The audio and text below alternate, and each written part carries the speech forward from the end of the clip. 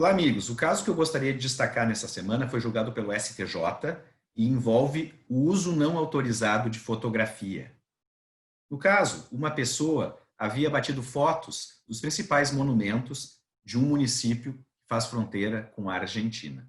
E este município alcançou essas fotos para uma operadora de telefonia, a qual, por sua vez, criou cartões telefônicos e comercializou na região com os seus clientes. Insatisfeito, o autor da ação postulou o arbitramento de um cachê, de uma indenização pelo uso não autorizado da sua fotografia. Duas questões jurídicas me chamaram a atenção no caso. Uma primeira, de grande utilidade prática, que é o debate a respeito da prescrição. Por quê? Historicamente, o direito brasileiro adota o princípio da accionata. Isto é, as pessoas devem defender os seus direitos em um determinado prazo, que é contado a partir da ocorrência do dano, o qual, em geral, advém da própria conduta ilícita. Então, se, por exemplo, eu ofendo alguém em uma reunião, a pessoa que se sente ofendida tem, segundo o Código Civil brasileiro, 3 anos para propor uma ação de responsabilidade civil. Contudo, muitas vezes, as vítimas não descobrem o ilícito e o dano no próprio momento em que ele, ilícito, é praticado.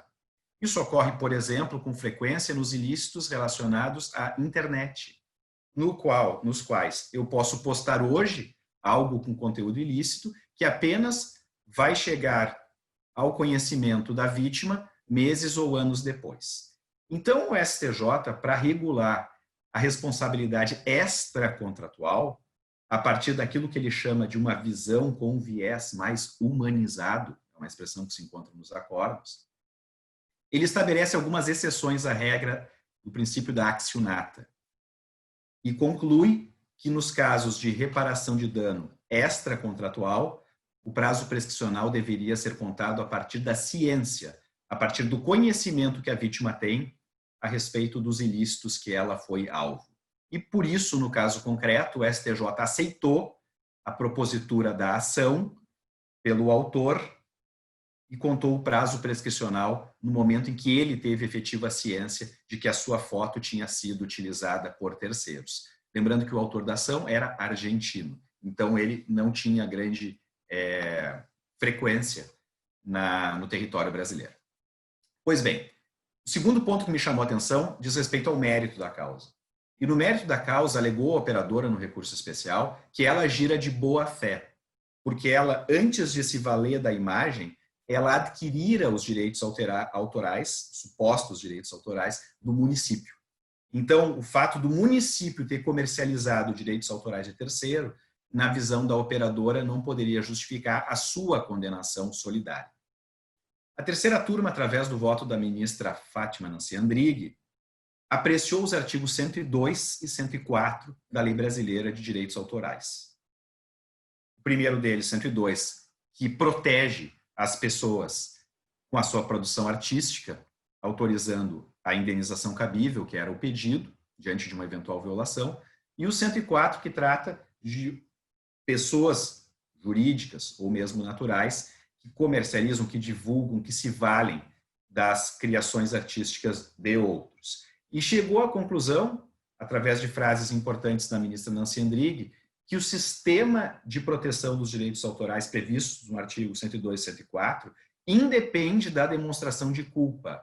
Isto é, o fato da operadora de telefonia, no caso concreto, não ter agido com culpa, porque ela se mostrou diligente ao adquirir antes as imagens do município, não impediria a procedência da ação, uma vez que, à luz do 102 e do 104 citados no acórdão, a responsabilidade seria objetiva e responderia solidariamente, portanto, à operadora, uma vez que caracterizada a infringência ao direito autoral. Essa orientação, me parece, ela guarda coerência com a súmula 403 do STJ, que trata de direito à imagem, a qual estipula, em linhas gerais, que se houver finalidade comercial, e no caso havia, a procedência da ação independe de uma plena demonstração de prejuízo. E no caso concreto, o STJ manteve a orientação do Tribunal de Justiça do Rio Grande do Sul, bem como a sentença de primeiro grau, que estabeleceu, na dicção da sentença e do acórdão, uma compensação a título de dano moral no valor de R$20 mil.